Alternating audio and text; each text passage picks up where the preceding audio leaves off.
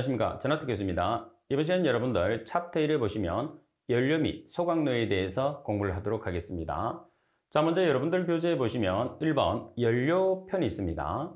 자, 우리가 연료라고 하면 세 가지의 종류가 있어요. 그죠? 어떤 종류가 있죠? 고체 연료, 액체 연료, 기체 연료. 이렇게 세 가지가 있어요. 그러면 일반적으로 여러분들이 연료를 비교했을 때는 고체와 액체 연료를 비교하고, 그리고 기체 연료는 별도로 우리가 분류를 하는 거죠. 자, 그럼 먼저 고체 연료에 대해서 살펴보도록 하겠습니다. 첫 번째 보시면 고체 연료의 특징이 나와 있어요. 그죠? 자, 그러면 고체 연료가 어떤 특징을 가지는지 살펴보겠습니다. 고체 연료는 C 나누기 H. 여기서 C라는 것은 뭐를 뜻하느냐 하면 탄소를 뜻합니다. 탄소. 그리고 H라는 것은 뭐를 뜻하느냐 하면 수소예요. 그러면 CHB라고 하면 다시 말해서 탄소에서 수소의 값을 나눠준 값이니까 탄수소비라고 우리가 이야기를 합니다. 아니면은 탄소수소비, 이 값을 또는 탄수소비란 말을 쓰게 돼요. 그러면 우리가 고체 연료를 구성하고 있는 여러 가지 원소들이 있겠죠. 그래서 고체 연료를 구성하는 여러 가지 원소 중에서 탄소가 차지하는 양과 수소가 차지하는 양이 있어요. 그래서 탄소가 차지하는 양에서 수소가 차지하는 양을 나눠준 값을 탄수소비라고 생각하시면 됩니다.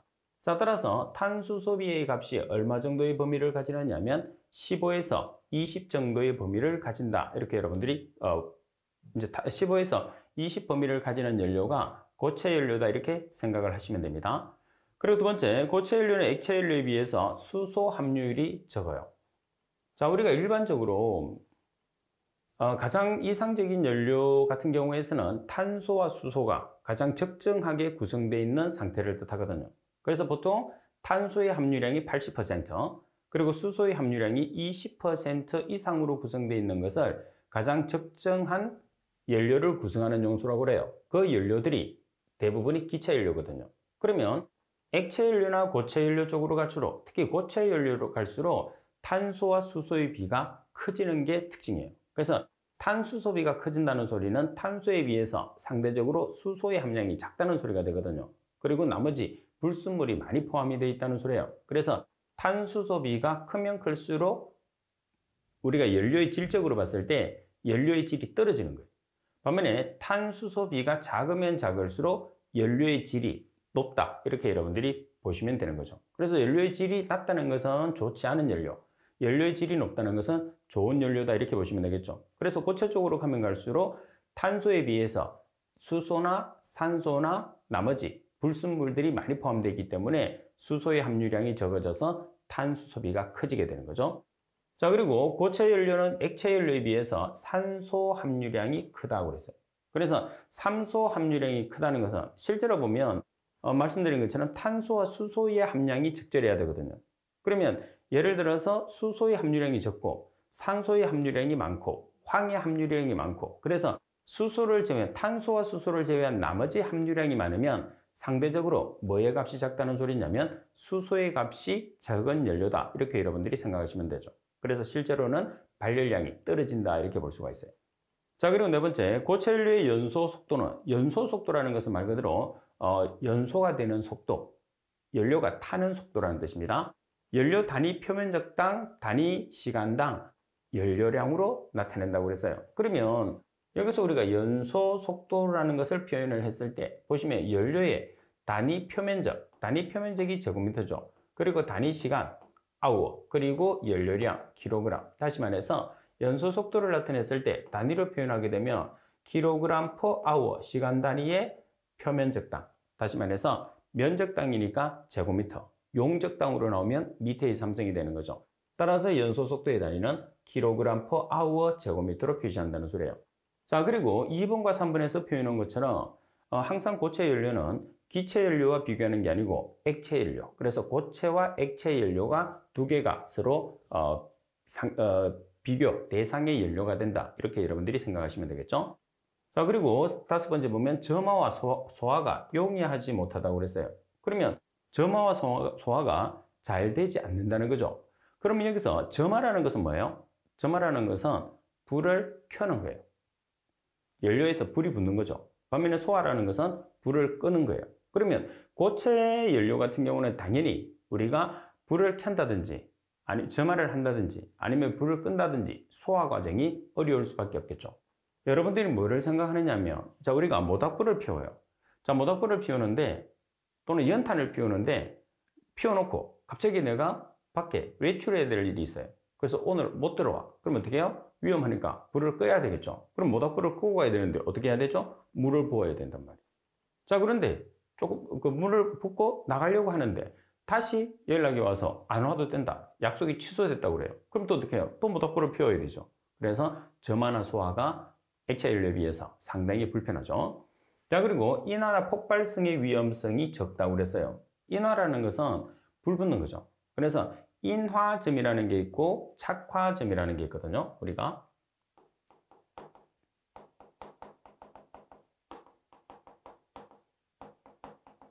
자, 두 가지가 공통적인 내용은 뭐냐면 불이 붙는 최저 온도예요.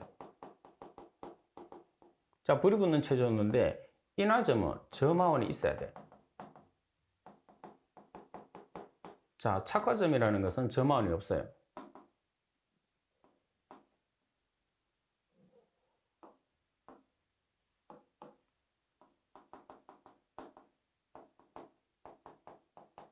자, 저마원이라는 건 뭐죠? 저마원이라는 건 불씨입니다, 불씨. 그래서 저마원이 있는 상태에서 불이 붙는 최저 온도는 인화점 또는 인화온도. 반면에 저마원이 없는 상태에서 불이 붙는 최저 온도는 착화점 또는 착화온도라고 그러죠. 그래서 인화점이나 착화점이 낮으면 낮을수록 어때요? 위험한 연료예요. 위험한 연료라는 것은 화재가 나기 쉽다는 거죠. 대신에 불이 잘 붙기 때문에 추운 지방에서는 사용하기가 적절한 연료다 이렇게 보시면 되겠죠. 자 그리고 폭발의 위험. 폭발이라는 것은 정상적인 범위 내에서 연소실에서 연소가 돼야 되는데 비정상적으로 연소가 일어나는 것을 폭발이라고 그러죠. 그래서 인화나 폭발의 위험성이 액체 연료에 비해서 적어요. 자 그리고 가격이 저렴하죠. 그리고 운반이나 저장이 노천야적 시 가능하다는 거죠. 그래서 저장을 한다든지 운반을 하는데 야외에 우리가 보관하고 싶은 대로 그냥 야적을 시켜서 할 수가 있다는 거죠. 반면에 액체 연료나 기체 연료 같은 경우에서는 그렇지 못하죠. 탱크가 필요하죠. 그래서 연료를 넣어두는 용기가 필요한데 고체 연료는 그렇지 않다 그런 뜻입니다. 자 예제 1번 예시 1번을 보면서 고체 연료를 정리를 해 보겠습니다. 예시 1번에 보면 다음 중에서 고체 연료의 장점으로 틀린 것은 가번에 점화와 소화가 용이하다고 그랬어요. 점화라는 것은 불이 붙는 거, 소화라는 것은 불이 끄는 거예요. 용이해요, 용이 못해요? 용이하지 못합니다.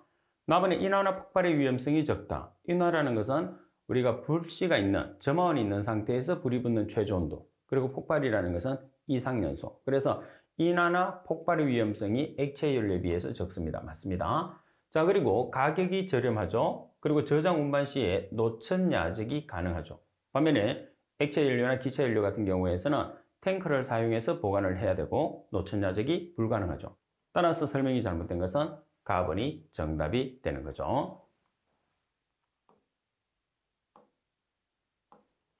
자, 그리고 여러분들 두 번째 보겠습니다. 자, 두 번째 보면 석탄의 탄화도입니다. 석탄의 탄화도는 여러분들 시험상에서 아주 자주 출제되고 헷갈리는 부분이니까 우리가 잘 정리를 해둬야 되는데 석탄의 탄화도라는 것은 뭐냐면 얼마만큼 오랫동안 땅속에 묻혀 있었냐는 것을 판단하는 게 탄화도예요. 그래서 일반적으로 탄화도가 증가했을 때 또는 탄화도가 감소했을 때 어떤 조건들이 증가를 하느냐. 여기서 어떤 조건이라는 것은 연료를 구성하는 성분이 될 수도 있고 연료의 성질이 될 수도 있어요. 그래서 1번에 보시게 되면 고정탄소라는 게 있습니다. 그리고 발열량, 그리고 착화온도, 연료비, 그리고 매연 발생량, 비열, 휘발분, 수분, 산소의 양, 연소 속도가 있어요. 그래서 이런 조건들이 탄화도가 증가하면서 증가를 하느냐 아니면 탄화도가 증가하면서 감소를 하느냐를 여러분들이 반드시 기억을 해야 돼요. 그러면 지금 1번하고 2번 조건을 보면 1번의 조건이 4개, 2번의 조건이 더 많죠. 그래서 여러분들이 암기를 하는 것은 비교를 해서 암기를 해야 되거든요. 그래서 암기를 하는 것은 뭐냐면 탄화도가 증가하면서 증가하는 조건을 기억을 하는 거예요. 그러면 탄화도가 증가하면서 증가하는 조건은 네 가지밖에 없습니다. 고정탄소, 그리고 발열량. 발열량이라는 것은 발생되는 열량이죠. 고정탄소는 탄소량이고, 그리고 착화온도라는 것은 조금 전에도 말씀드린 것처럼 점화온, 점화온이라는 게 불씨거든요. 불씨가 있는 상태에서 불이 붙는 최저 온도는 인화점, 인화온도. 반면에 착화온도라는 것은 불씨가 없는 상태, 점화온이 없는 상태에서 불이 붙는 최저 온도예요. 그러니까 인화점이나 착화온도 중에서는 아무래도 착화온도가 낮은 게 더 위험하다는 거죠. 왜? 점화온이 없는 상태에서 불이 붙을 수 있기 때문에. 그래서 자연발화가 일어나는 것은 착화온도가 낮기 때문에 자연발화가 발생하는 거죠. 자, 그리고 연료비. 이 네 가지는 탄화도가 증가하게 되면 증가하는 조건이에요. 자, 그리고 여기서 연료비라는 것은 고정탄소의 값에서 휘발분의 값을 나눠주면 되겠죠. 고정탄소나 휘발분 같은 경우에서는 연료를 구성하는 성분이 되는 거죠. 그리고 참고적으로 휘발분이라는 것은 휘발분이 포함되어 있는 연료 같은 경우에서는 뭐가 많이 발생하느냐면 매연이 많이 발생할 수 있는 특징을 가진다. 그래서 우리가 매연이나 금냉 같은 경우에서는 휘발분이 포함되어 있으면 무조건 배출이 된다. 조금 서서히 수업을 하면서 다시 설명을 드리겠습니다. 자, 일단은 탄화도가 증가하면서 증가하는 조건은 고정탄소, 발열량, 착화온도, 연료비. 나머지 조건은 감소한다. 이렇게 기억하시면 돼요. 반드시 정리를 해놔야 됩니다. 아주 중요해요. 자, 감소하는 조건을 보시게 되면 탄화도가 증가하면 매연의 발생량. 매연의 발생량이라는 것은 당연히 매연이 발생하는 거죠. 그리고 비열, 그리고 비열이라는 것은 14.5도씨에서 15.5도씨, 1도씨 상승시키는 데 필요한 열량을 비열이라고 하죠. 자, 그리고 휘발분, 연료의 성분 중에 하나죠. 그래서 휘발분이 많이 포함되어 있으면 많이 포함되어 있을수록 우리가 매연이 발생하죠. 그래서 연료 중에서 우리가 액체 연료 중에서 휘발유와 경유가 있어요. 휘발유와 휘발분은 관계없어요. 그래서 휘발유와 경유 속에는 휘발분이 포함되어 있는 연료가 휘발유가 아니고 경유에 포함되어 있거든요. 휘발유에는 휘발분이 없어요. 그래서 휘발유를 사용하는 자동차에서는 매연이 거의 발생하지 않습니다. 근데 경유를 사용하는 자동차에서는 매연이 발생하죠. 그 이유는 불완전연소 시에서도 발생하겠지만 연료를 구성하는 성분이 휘발분을 가지고 있기 때문이에요. 자, 그리고 수분, 그리고 산소의 양, 연소 속도는 감소의 조건을 가지게 돼요. 그래서 말씀드린 것처럼 탄화도가 증가할수록 증가하는 조건, 그리고 탄화도가 증가할수록 감소하는 조건을 반드시 기억을 하는데 증가 조건을 기억하시면 돼요. 탄화도가 증가할수록 고정탄소, 발열량, 착화온도, 연료비 이 네 가지는 증가하고 나머지는 감소한다. 꼭 정리해 놓으세요. 자, 문제 2번. 석탄의 탄화도가 증가하면 감소하는 것은 그럼 증가하는 조건을 여러분들이 찾으면 돼요. 자, 휘발분 증가합니다. 착화온도 증가하죠. 고정탄소 증가합니다. 그러면 발열량 어때요? 발열량 증가하고 조건 자체가 전부 다 증가하나요? 아니죠. 휘발분은 어때요? 휘발분은 우리가 탄화도가 증가하면서 증가하는 조건 4가지에 해당하지 않죠. 그래서 정답은 가번이 정답이 됩니다. 조심하셔야 돼요. 반드시 제가 말씀드린 것처럼 숙지를 해야지 맞출 수 있어요. 자, 그리고 액체 연료의 특징에 대해서 살펴보겠습니다. 자, 액체 연료도 마찬가지 고체 연료에서 말씀드린 것처럼 고체 연료와 액체 연료를 상대적으로 비교를 해서 장단점을 만드는 거예요. 자, 먼저 발열량이 크죠. 고체 연료에 비해서 발열량이 커요. 발열량이라는 것은 발생되는 열량이죠. 그래서 발생되는 열량에는 고위 발열량이라는 게 있고 저위 발열량이라는 게 있어요. 고위 발열량에는 수분의 정발 잠열이 포함되어 있고 저위 발열량에는 수분의 정발 잠열이 포함되어 있지 않죠. 그래서 일반적으로 우리가 소각로를 설계를 했을 때 대부분 기준을 잡는 열량은 고위 발열량이 아니고 저위 발열량이라는 것을 꼭 기억을 해야 됩니다. 자, 그리고 품질이 비교적 어때요? 균일하죠. 자, 그리고 회분이 거의 없습니다. 회분이 거의 없고 반면에 고체 연료 같은 경우에서는 회분이 많이 포함되어 있기 때문에 먼지가 많이 발생하죠. 자, 그리고 점화나 소화 및 연소의 조절이 어때요? 비교적 쉬워요. 왜 그러냐면 우리가 액체 연료를 사용하는 장치 같은 경우에서는 점화나 소화 버튼을 이용을 하죠. 그래서 여러분들 단독 주택에 보시게 되면 기름 보일러를 사용하는 경우가 있잖아요, 가정에서. 그래서 기름 보일러 같은 경우에서는 점화 버튼을 누르게 되면 보일러가 점화가 되고, 자, 그리고 난방이 되고, 만약에 내가 끄고 싶어요. 그러면 오프 버튼을 누르게 되면 자동으로 꺼지게 된단 말이에요. 그래서 고체 연료에 비해서 상당히 용이하다 이렇게 보시면 됩니다. 자, 그리고 계량이나 기록이 수월해요. 지금 우리가 연료가 얼마만큼 남았는지를 게이지를 보면 알겠죠. 그래서 그 게이지를 통해서 계량이나 기록을 할 수가 있기 때문에 상당히 쉬워요. 자, 그리고 저장이나 운반이 용이하죠. 저장이나 운반이 용이하고 배관공사 등에 걸리는 비용이 적게 들죠. 자, 따라서 여기에서는 실제로 우리가 4번 같은 경우에서는 기체 연료와 비교한 형태라고 보시면 돼요. 기체 연료 같은 경우에서는 저장이나 운반이 고압의 탱크가 필요하잖아요. 그 다음에 고압의 배관이 필요하고, 반면에 액체 같은 경우에서는 고압이 필요 없거든요. 자, 그래서 배관공사에 걸리는 비용도 기체에 비해서는 적다 이렇게 보시면 됩니다. 자, 그리고 5번에 단위 질량당의 발열량이 크죠. 여기서 단위 질량당의 발열량이라는 것은 고체 연료와 비교한 거예요. 그래서 발열량이 커서 화력이 상당히 강하다 이렇게 보시면 되는 거죠. 자, 그러면 대부분은 우리가 액체 연료는 고체 연료와 비교하는데 기체 연료와 비교할 때도 있느냐? 그렇겠죠. 아무래도 시험상에서 나왔을 때는. 그래서 액체 연료는, 그러면 고체 연료와 비교했을 때 기체 연료와 비교했을 때라는 말이 주어지느냐? 그렇지는 않습니다. 그래서 대부분은 우리가 고체 연료와 비교를 한다고 보시면 돼요. 그리고 실제로 여기서도 저장이나 운반이 용이하다는 것은 우리가 우리가 아무 탱크나 저장을 하면 되기 때문에 실제로 보면 고체 연료에 비해서 우리가 저장이나 운반이 용이할 수도 있는 거죠. 고체는 실제로 관을 통해서 이송을 못 하잖아요. 근데 액체는 관을 통해서 이송하기 때문에, 그래서 4번 같은 경우에서는 고체 연료와 비교했을 때도 액체 연료의 장점이다 이렇게 보시면 돼요. 그 다음 액체 연료는 비교적 저가입니다. 액체 연료는 비교적 저가고 안정되게 공급됨으로써 품질에도 큰 차이가 없어요. 여기서는 여러분들이 뭐를 비교를 하느냐면, 고체 연료는 기본적으로 석탄을 기준을 잡으셔야 돼요. 고체 연료의 대표적인 연료가 석탄이거든요. 그 다음에 액체 연료의 대표적인 것은 중유 중에서도 벙커CU예요. 자, 우리가 고체 연료는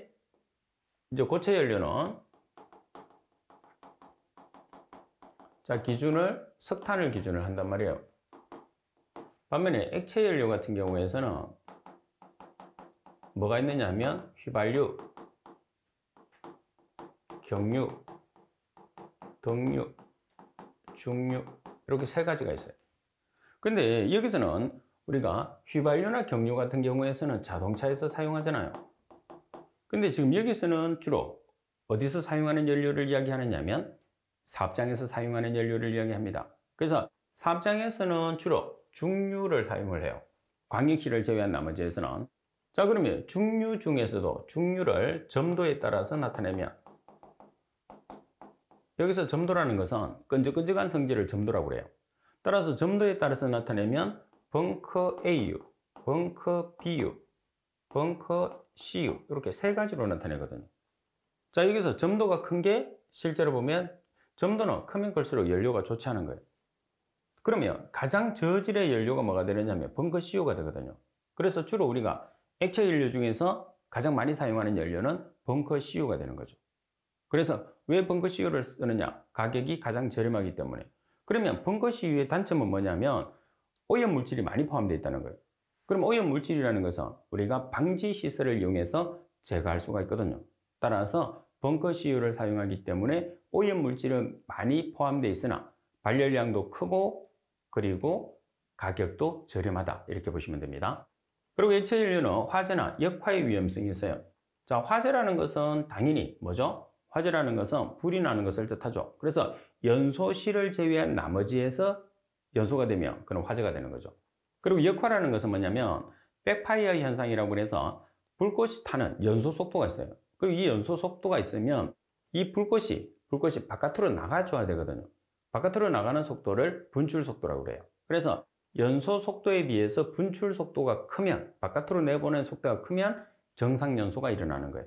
근데 불꽃이 만들어지는 속도에 비해서 분출 속도가 작아요. 그럼 어떻게 해요? 내부에 불꽃이 계속 머물러야 되겠죠. 그래서 내부 쪽으로, 바깥으로 불꽃이 나가야 되는데 내부 쪽으로 들어가는 거예요. 왜? 분출 속도가 작기 때문에. 그 현상을 우리가 백파이어 현상이라고 해서 역화 현상이라고 그래요. 이 현상은 액체 연료에서 일어나는 단점이 됩니다. 자, 그리고 연소 온도가 높아요. 연소 온도가 높고 대신에 어떤 문제가 발생할 수 있느냐면 국부가열이 발생할 수 있어요. 국부가열이라는 것은 뭐냐면 불꽃이 닿은 부분에는 온도가 높이 올라가는데 불꽃이 닿지 않은 부분에서는 온도가 높게 올라가지 않는 현상을 국부가열이다 이렇게 이야기합니다. 그리고 액체 연료의 경우에 회분은 적지만 재 속에 금속 산화물, 그래서 재가 있으면 재가 발생을 하겠죠. 그래서 금속 산화물이 발생을 해서 장애의 원인이 될 수 있는 게 액체 연료의 가장 큰 단점이죠. 여기서 회분이 적다는 것은 재가 적게 발생한다는 거죠. 고체 연료에 비해서. 고체 연료 같은 경우에서는 가장 큰 단점이 재가 또는 먼지가 많이 발생하는 게 단점인데, 액체 연료는 재는 적게 나와요. 회분은 적게 나오는데 재 속에서 금속 산화물이 장애의 원인이 될 수 있다는 게 하나의 단점이다 이렇게 보시면 되겠죠. 자, 문제 3번을 보겠습니다. 고체 연료 및 액체 연료의 비교 특성에 관한 내용으로서 잘못된 것은 석유계 연료, 석유계 연료라는 것은 액체 연료죠, 그죠? 석유계 연료는 연소 조절이 간단하고 용이하다. 맞습니다. 연소의 조절이 간단하고 용이합니다. 다시 말해서 점화나 소화가 용이하다는 거죠. 석유계 연료는 동일 중량의 석탄계 연료보다 용적이 35에서 50% 정도, 그리고 석유계 연료의 발열량은 석탄계 연료보다 높다. 그리고 석유계 연료는 연소 시에 과잉 공기량이 많아서 회분 발생량이 적다고 그랬어요. 자, 여러분들 석유계 연료 같은 경우에서는 고체 연료와 비교를 했을 때 여기서 과잉 공기량이라는 것은 뭐예요? 과잉 공기? 일반적으로 연료를 연소를 시켜줬을 때 100%의 공기를 주입을 하거든요. 근데 100%의 공기를 주입해서는 완전 연소가 안 일어나요. 우리가 완전히 태우는 것을 완전 연소라고 하거든요. 그럼 완전 연소를 위해서는 과잉 공기, 예를 들어서 추가적으로 들어가는 알파만큼 더 들어가는 공기를 과잉 공기라고 그래요. 그러면 연료가 좋은 연료일수록 과잉 공기가 적게 들어가고 연료가 저질 연료일수록 과잉 공기가 많이 들어가거든요. 그러면 입자가 작은 연료는 연소가 잘 일어나겠죠. 그래서 고체 연료는 좋은 연료이기 때문에 공기가 적게 들어가요. 반면에 고체 연료 쪽으로 가면 갈수록 입자가 커서 연소가 잘 안 일어나요. 그래서 과잉 공기를 어때요? 많이 넣어주는 거죠. 그래서 석유계 연료는 액체 연료잖아요. 액체 연료는 고체 연료에 비해서 과잉 공기량이 적어요. 아시겠죠? 그리고 회분 발생량도 고체 연료에 비해서 적다 이렇게 이야기했죠. 따라서 과잉 공기량이 적다 이렇게 됩니다. 따라서 라번에 대한 설명이 잘못 설명됐습니다. 자, 그리고 석유류의 특징을 한번 살펴보겠습니다. 자, 석유류의 특징에 보시면 비중입니다. 비중. 자, 비중이 커지면 어떤 특징이 일어나느냐? 자, 비중이 커지면 좋지 않은 거예요. 그래서 비중이 작으면 작을수록 좋은 거예요. 자, 그러면 비중이 커지면 탄수소비. 탄수소비는 뭐라고 그랬죠? 연료에 있는 탄소량에서 수소량을 나눠준 값이에요. 자, 그리고 인화점. 인화점이라는 것은 점화원이 있는 상태에서 불이 붙는 최저점. 자, 그리고 점도. 점도라는 것은 끈적끈적한 성질이에요. 그리고 착과점. 착과점이라는 것은 점화원, 불씨가 없는 상태에서 불이 붙는 점. 자, 그리고 매연 발생량. 매연 발생량이라는 것은 매연이 발생하는 총량을 매연 발생량이라고 그러죠. 그러면 매연이라는 것은 어떤 조건에서 발생을 하느냐면 연료 중에서 휘발분을 함유하고 있든지 그리고 불완전 연소가 되든지 두 개 중에 한 개의 조건을 갖추게 되면 매연이 발생하죠. 따라서 이 조건 자체가 어떻게 되느냐면 증가하죠. 그래서 비중은 연료에서 비중이 작은 것들이 좋은 연료, 양질의 연료다 이렇게 보시면 돼요. 자, 그리고 비중이 클수록 발열량이 낮아져요. 발열량이라는 것은 발생되는 열량이죠. 그래서 고위 발열량과 저위 발열량이라는 게 있는데 고위 발열량이라는 것은 수분을 포함하는 수분의 정발 잠열을 포함하는 열량, 반면에 저위 발열량은 수분의 정발 잠열이 제외된 값이에요. 그래서 실제 발열량은 우리가 실제 사용하는 발열량은 저위 발열량이 되거든요. 그래서 소각로를 설계했을 때는 주로 저위 발열량을 기준을 한다 이렇게 보시면 됩니다. 그리고 연소성이 낮아져요. 그러니까 비중이 클수록 발열량이 낮아지고 연소성이 떨어지기 때문에 실제로 이 두 가지 조건을 보면 비중이 커지면 커질수록 연료 자체가 질이 떨어진다 이렇게 보면 되는 거죠. 자, 그리고 점도가 작아지면, 점도라는 것은 끈적끈적한 성질이에요. 그래서 점도가 작아지면 어떤 형태가 되느냐면 인화점, 끓는 점이 낮아져요. 인화점이라는 것은 불이 붙는, 불씨가 있는 상태에서 불이 붙는 최저점, 그리고 끓는 점이라는 것은 말 그대로 끓는 거죠. 자, 그리고 유동성이 좋아져서 분무가 잘 된다고 그랬어요. 그럼 유동성이라는 것은 말 그대로 최저점에서 이동하는 거예요. 최저점에서 연료가 이동하는 것을 우리가 유동성이라고 그러는데, 분무화가 잘 된다는 것은 우리가 아주 밀입자로 만들어서 뿌려주는 것을 분무시킨다고 그러거든요. 그래서 그 분무가 잘 된다는 소리는 연료가 잘 탄다, 그런 뜻이에요. 그래서 점도가 작아지게 되면 인화점이나 끓는 점이 낮아지고 유동성이 좋아져서 분무가 잘 되는 장점이 있다, 그런 뜻이겠죠. 자, 그리고 석유류에서 전기압이 큰 것은 착화점이 낮아져서 위험하다. 전기압이 큰 것은 착화점이 낮아져서 위험하다. 착화점이 낮은데 왜 위험하냐? 착화점이라는 것은 점원이 없는 상태에서 불이 붙는 최저 온도예요. 그러니까 자연 발화가 발생할 가능성이 높기 때문에 위험하죠. 어떤 경우에서는 전기압이 큰 것들은. 자, 그리고 인화점이 낮은 경우를 한번 보겠습니다. 인화점이 낮은 경우에서는, 인화점이라는 것은 점원이 있는 상태에서 불이 붙는 최저 온도예요. 그럼 인화점이 낮은 경우에서는 역화의 위험성이 있다. 자, 여기서 역화가 뭐라고 그랬죠? 역화? 우리가 이제 연소를 시키게 되면, 자, 버너에서 이렇게 연소 속도가 있어요. 그 다음에 이 자체를 분출을 시켜야 되거든요. 외부로. 그래서 연소 속도에 비해서 분출 속도가 크면 정상 연료예요. 근데 반대로 이렇게 연소 속도에 비해서 분출 속도가 작아. 그럼 불꽃이 내부로 들어가거든요. 이 조건을 역화 현상이다 그래요. 그래서 이 역화가 발생할 수 있는 경우에서는 인화점이 낮은 경우에 발생합니다. 자, 반면에 인화점이 높은 경우에서는 어떤 조건이 나타나냐면 착화가 곤란하다고 그랬어요. 인화점이 높다는 것은 점원 있는 상태에서 불이 붙는 최저점이 인화점이라고 그랬잖아요. 그럼 인화점이 높으면 높을수록 불이 잘 붙을까요? 잘 안 붙을까요? 불이 잘 붙지 않죠. 그래서 불이 붙는 걸 착화라 그러니까 착화가 곤란하다, 이렇게 두 가지로 표현할 수 있겠죠. 자, 그리고 인화점이라는 것은 화기에 대한 위험도를 나타내는 거예요. 화기에 대한 위험도를 나타내고, 인화점이 낮을수록 연소가 잘 되나 위험하다. 당연하죠.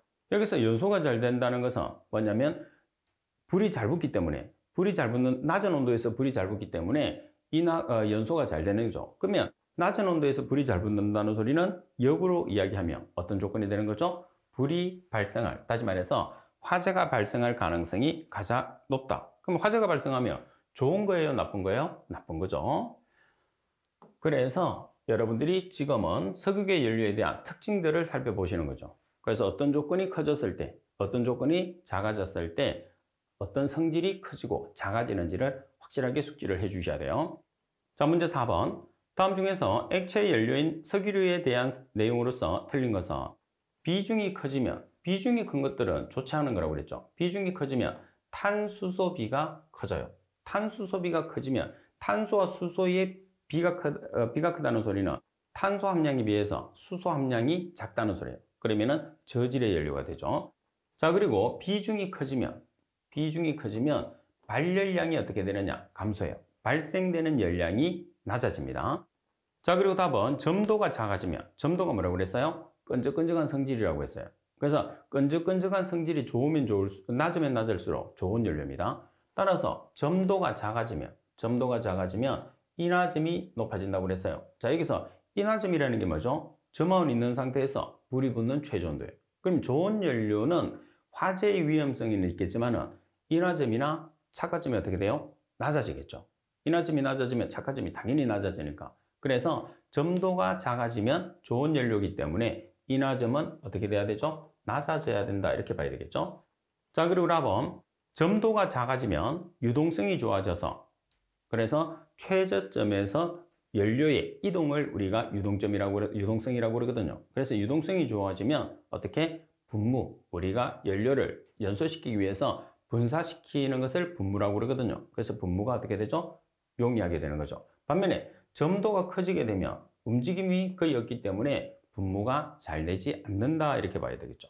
따라서 설명이 잘못된 것은 답이 됩니다. 자, 이번 시간에는 여러분들과 연료 중에서 고체와 액체 연료에 대해서 설명을 드렸습니다. 따라서 고체 연료와 액체 연료는 두 개의 상대적인 값으로 비교를 하기 때문에 고체는 액체에 비해서 장단점, 액체 연료는 고체 연료에 비해서 장단점, 이렇게 여러분들이 비교를 해 놓으시면 됩니다. 자, 이번 시간 수업은 이것으로 마치도록 하겠습니다. 수고하셨습니다.